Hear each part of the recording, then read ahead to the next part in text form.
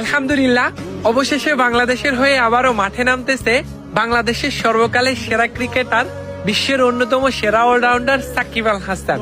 দীর্ঘ প্রতীক্ষার পর, দীর্ঘ আকাঙ্ক্ষার পর অবশেষে লাল সবুজের জার্সিটা আবারও গায়ে উঠবে বস সাকিব আল হাসানের।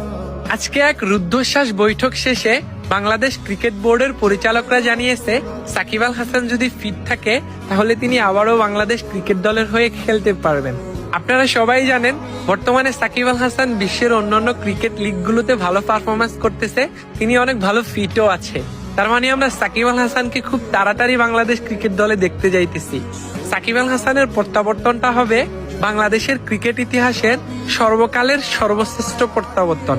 আপনার জন্য অনেক বেশি শুভকামনা রইল বস।